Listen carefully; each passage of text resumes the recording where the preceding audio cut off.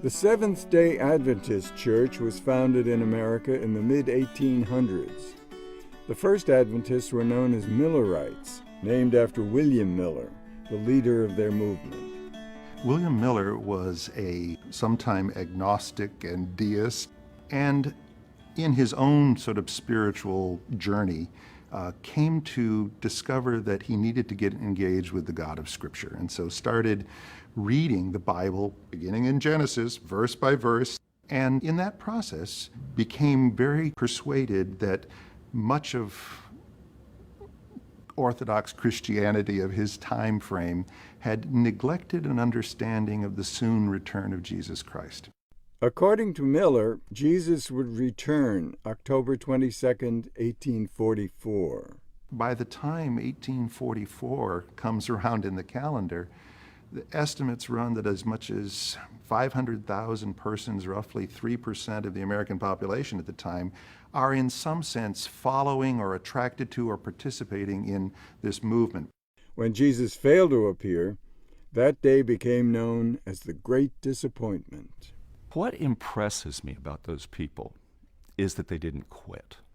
They went back, studied Scripture, and decided that regardless of whether he had come when they thought he ought to come or not, they were going to trust to God to guide their lives.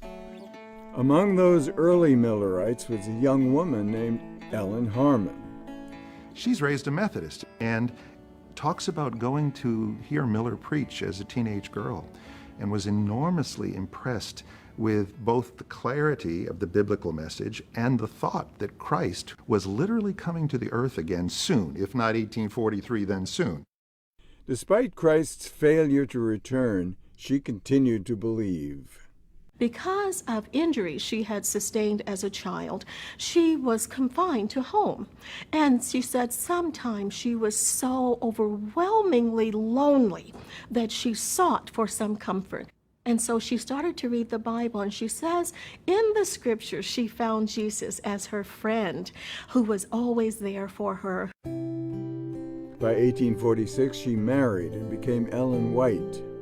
Along the way, they went from being called Millerites to be called Adventists, to denote those who were expecting the literal second advent of Jesus Christ.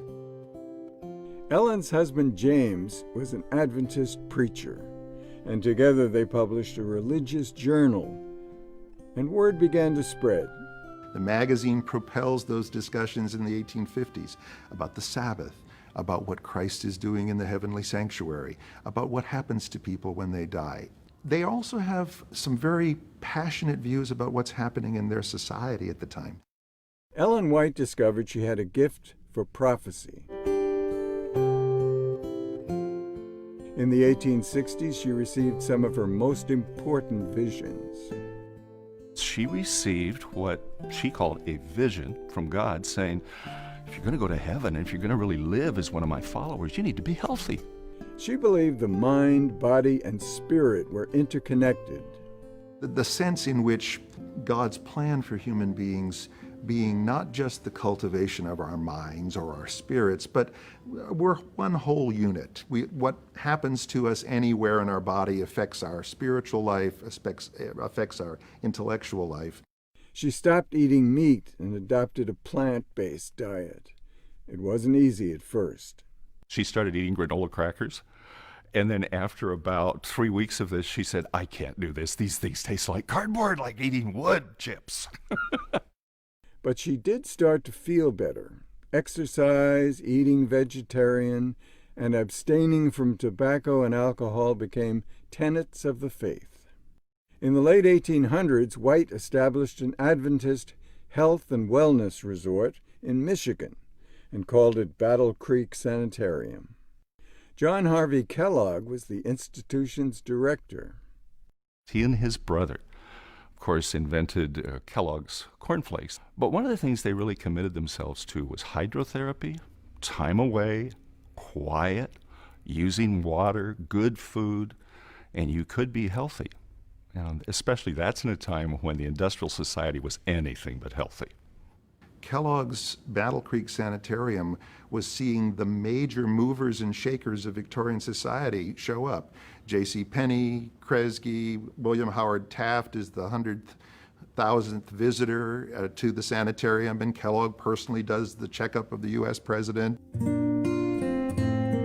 Kellogg would part ways with the church, but not before introducing the benefits of holistic living and nutrition to the greater society.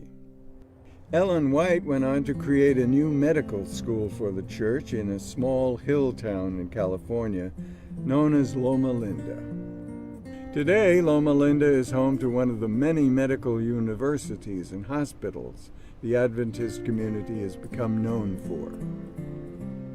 The city also has the highest concentration of Adventists in the country. Studies show that people here live longer than average. Research suggests that regular exercise, healthy eating, and a strong community contributes to their longevity. Unlike other Christian denominations, Seventh-day Adventists celebrate the Sabbath on Saturday.